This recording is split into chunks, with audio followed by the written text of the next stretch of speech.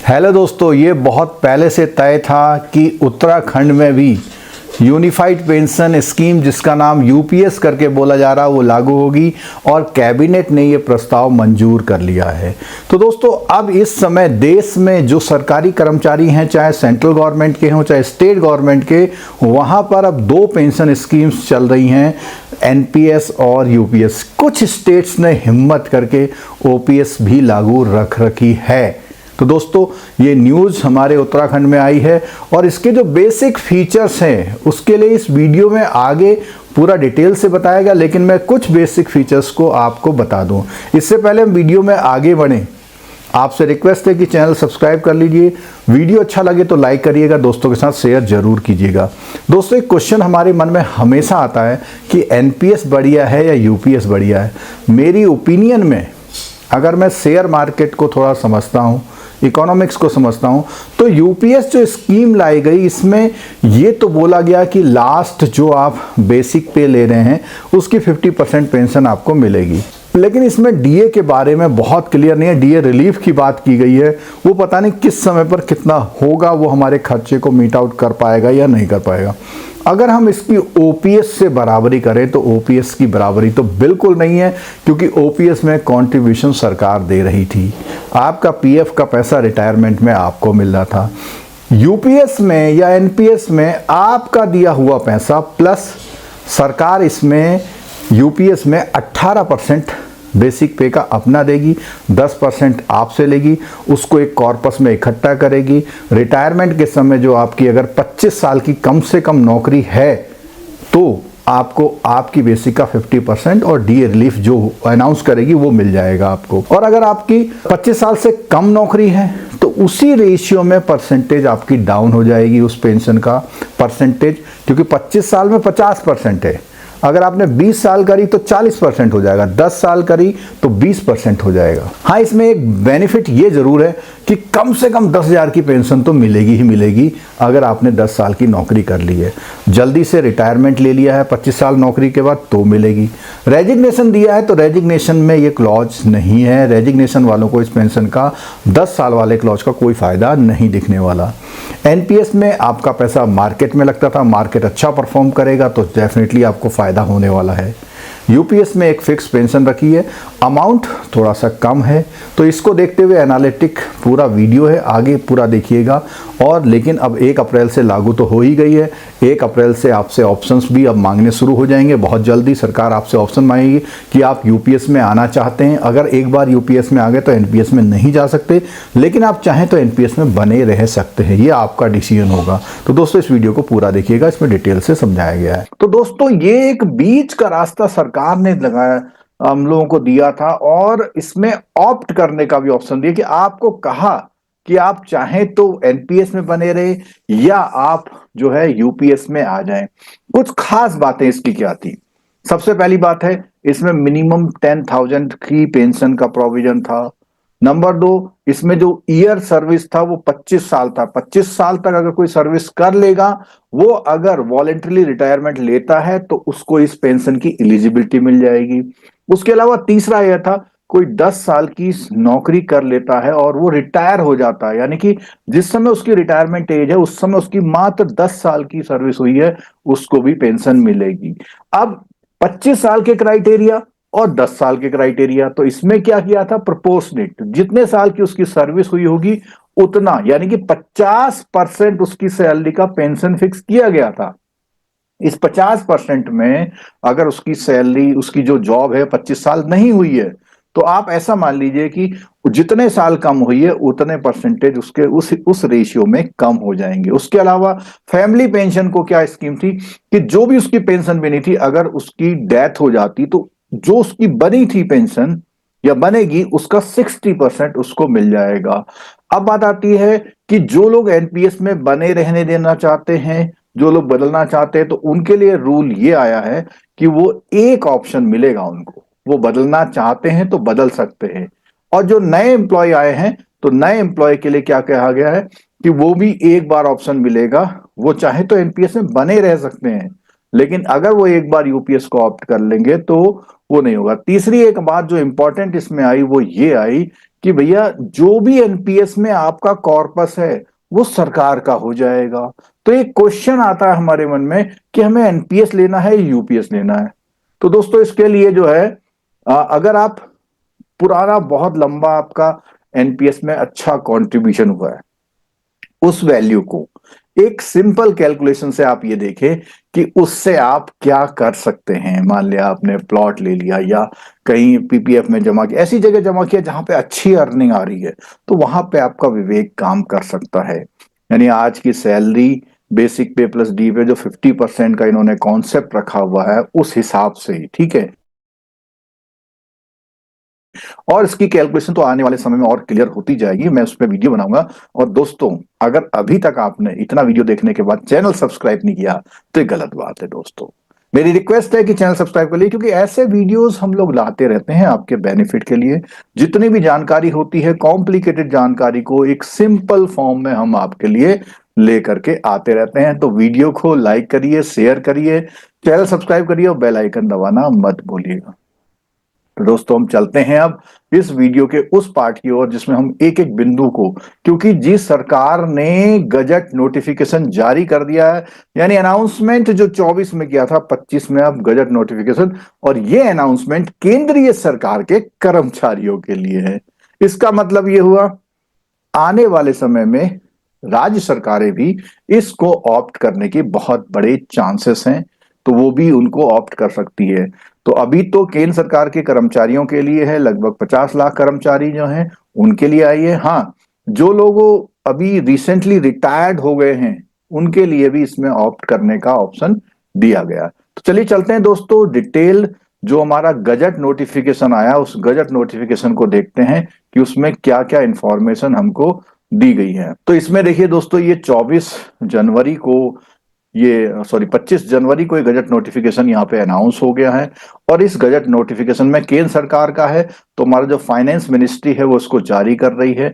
और ये है केंद्र सरकार के कर्मचारियों के लिए राष्ट्रीय पेंशन प्रणाली के अंतर्गत विकल्प के रूप में जो यूपीएसएस को वो चुनना, इसकी इसमें बात की गई है। ठीक है, क्या बातें हैं? सबसे पहली बात है, सबसे पहली बात जैसे मैंने बताया था कि भैया आपकी कम से कम कितनी 10 साल की सर्विस होनी चाहिए, जो कि रिटायरमेंट के समय होती है। मान लिया आपका रिटायरमेंट डिपार्टमेंट में 55 साल की सबकी एज में रिटायरमेंट होता है, तो यानी कि आपकी 10 साल की सर्विस हो जानी चाहिए तब तक। ठीक है, यानी रिटायरमेंट या सुपर एन्युएशन इसको टेक्निकली बोला जाता है। ठीक है, अब बात करते हैं दोस्तों अगला पॉइंट। तो इसमें कुछ ऐसे भी कर्मचारी होते हैं जो कि क्या है, केंद्रीय सिविल सेवा के कर्मचारी होते हैं, उनके अंतर्गत कोई शास्ति नहीं है, यानी उनके लिए अलग रूल है के प्रावधानों के अंतर्गत एक कर्मचारी को सेवानिवृत्त करने के मामले में सरकार द्वारा ऐसी सेवानिवृत्त, यानी कि उनको अगर जल्दी भी सेवानिवृत्त किया जा रहा तो उनके लिए वो 10 साल का रूल लागू नहीं होगा। ठीक है, जैसा मैंने बताया था कि भैया ये अगर स्कीम का लाभ लेना चाहते हो और 25 साल की सर्विस आपने कर ली है, ठीक है, और उसके बाद वीआरएस ले लेते हो, तो भी आप इसके लिए एलिजिबल होंगे, यानी कि 25 साल के बाद वीआरएस लेने पे आपको मिलेगी सुविधा। लेकिन अगर सरकार आपको हटाने या बर्खास्तगी करती है या कर्मचारी रिजाइन करता है, तो ये जो है उपलब्ध नहीं होगा इस मामले में। ठीक है, ऐसे मामले में एकीकृत योजना का विकल्प लागू नहीं होगा। ठीक है, लाभ की बात करते हैं तो लाभ की बात में अभी हमने बोला था कि 50% मासिक औसत मूल वेतन का 50%। अब पिछले तुरंत 12, मान लिया आप जो है 31 दिसंबर को रिटायर होते हैं, तो पूरे साल आपने जो भी, मान लिया 2024 को रिटायर हुए थे आप, तो पूरे साल में जो वेतन मिला था उसका मूल वेतन का मासिक औसत, ये ध्यान रखिएगा, मूल वेतन का है।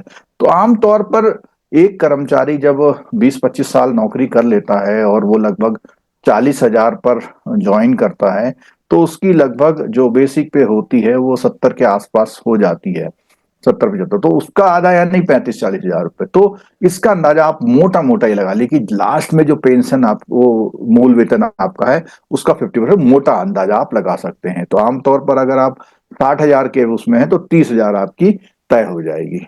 ठीक है, अगर आप रिटायर होने वाले हैं। और अगर आपकी बहुत जॉब है तो जो जितना आपका, आप सीधे स्केल देख लें उसमें, पे स्केल में कहां तक पहुंच जाएंगे, उसका आप 50% आप कर लीजिए। ठीक है। पूर्ण सुनिश्चित भुगतान न्यूनतम 25 वर्ष। अब ये जो 50% का स्केल है वो तब होगा जब आप 25 वर्ष की सेवा कर लेंगे। अगर मान लिया आपने केवल जो है 10 वर्ष की सेवा करी है, मान लिया, ठीक है, तो आपको 20% ही मिलेगा। यानी जिनकी सेवा कम है, 10 से 25 से कम है, तो उनको और कम पेमेंट मिलेगी। ठीक है। उसके अलावा वही रेशियो में मिल जाएगा। तीसरा, एक इसने बोला हुआ 10 साल या उससे अधिक अगर आपने नौकरी कर ली तो कम से कम आपके हाथ में 10,000 रुपए और दिए जाएंगे, ऐसा कहा गया है। ठीक है।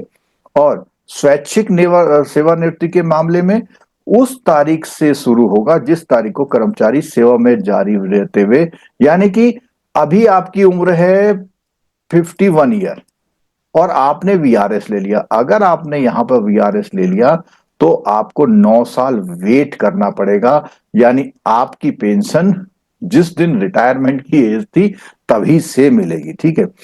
कर्मचारी की अगर मृत्यु हो जाए तो जो भी उसको भुगतान मिल रहा था उसका 60% उसके कानूनी रूप से जो भी उसके पीछे विवाहिता पति या पत्नी है उनको मिल जाएगा। ठीक है।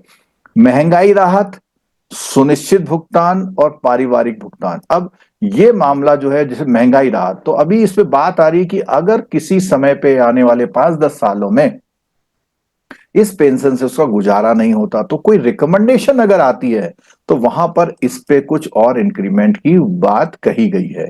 महंगाई राहत की गणना सेवारत कर्मचारियों पे लागू महंगाई भत्ते की तरह की जाएगी। महंगाई राहत केवल भुगतान शुरू होने पर ही देय होगी। ठीक है। अगली बात आती है कि अगर आपने जो सर्विस थी, जो एलिजिबल सर्विस थी, प्रत्येक 6 महीने के लिए मासिक परिलब्धियों जिसमें मूल वेतन और महंगाई है का 10% एक मुश्त अनुमति, यानी कि जब आप जितनी आपने जॉब कर ली है तो उस जॉब का हर साल का 6 महीने यानी एक साल में 2 टुकड़े हो गए आपके। ठीक है। उन 2 टुकड़ों में क्या मिलेगा आपको, मासिक परिलब्धियां, जो मासिक आपको मिलता है मूल वेतन और महंगाई भत्ता, उसका 10% से एक मुश्त राशि भी आपको दी जाएगी। यह एक मुश्त भुगतान सुविधा उसको मात्रा को प्रोवाइड, यानी कि आपका जो पेंशन है वो अलग चल रहा है और ये एक राशि आपको अलग से दी जाएगी। ठीक है। एकीकृत पेंशन योजना के 2 निधियां बनाई हैं। एक तो ये जो कर्मचारी अपना हिस्सा देता है और उसी के बराबर सरकार भी देती है। ठीक है। के साथ एक व्यक्तिगत कार्पस और केंद्र सरकार के अतिरिक्त अंशदान का एक पूल, यानी कि केंद्र सरकार इसके अलावा भी एक पूल कॉर्पस बना के रखेगी जिससे कि किसी भी कर्मचारी की पेंशन देने में देरी या अयोग्यता ना हो, यानी कि एलिजिबल अपना फंड बना के रखेगी। ठीक है। कर्मचारियों का अंशदान 10% होगा, केंद्र सरकार का भी 10% होगा और ये सब कहां जमा, वो कर्मचारी के व्यक्तिगत में, यानी कि इनिशियली जो ये 10-10 है वो तो कर्मचारी के व्यक्तिगत कॉर्पस में आएगा और एक अलग से अतिरिक्त बना के रखेगी सरकार। ठीक है। उसके अलावा अगर हम बात करें तो जो भी केंद्र सरकार के कर्मचारी हैं के अनुमानित 8.5% मूल वेतन और महंगाई भत्ता का अतिरिक्त अनुसार, यानी कि सरकार एक पूल में जो बना के रखेगी जिससे कभी भी उसका दिक्कत ना हो, भुगतान सुनिश्चित किया जा सके, एक अलग से उसका मूल वेतन महंगाई का 8-8.5% भी अलग से उसको व्यवस्था पूल कॉर्पस के स्थान पर रखेगी। ठीक है। कर्मचारी केवल व्यक्तिगत कॉर्पस के लिए ही निवेश के विकल्पों को अपना सकते हैं, यानी कि जो ऊपर 10 और 10-20% था ना ये वाला, इसके लिए कर्मचारी इन्वेस्टमेंट के लिए अलग अलग जो जैसे एनपीएस में था वो अपना सकते हैं, लेकिन जो अलग से सरकार कर रही है जमा उस पे वो डिफॉल्ट पैटर्न जो भी होगा वो अगर उसने नहीं अपनाया तो सरकार का जो जो पेंशन नियामक अधिकरण का है, प्राधिकरण ने जो भी तय किया हुआ उसी पैटर्न पे इन्वेस्टमेंट होगा, यानी कि वो जो पैसा जमा हो रहा है उसकी ग्रोथ से ही तो आपको पेंशन मिलनी है ना।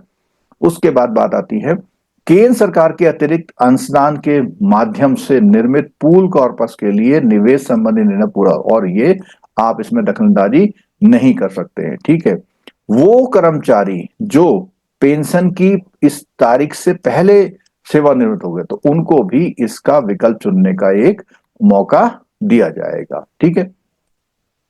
एकीकृत ये यूपीएस जो स्कीम है, विकल्प के परिचालन में आने वाली प्रभावी तारीख को राष्ट्रीय पेंशन प्रणाली के अंतर्गत केंद्र सरकार के विद्यमान कर्मचारी के साथ साथ केंद्र सरकार के भावी, यानी कि जो नए कर्मचारी आएंगे उनको भी इसका एक वो दिया जाएगा।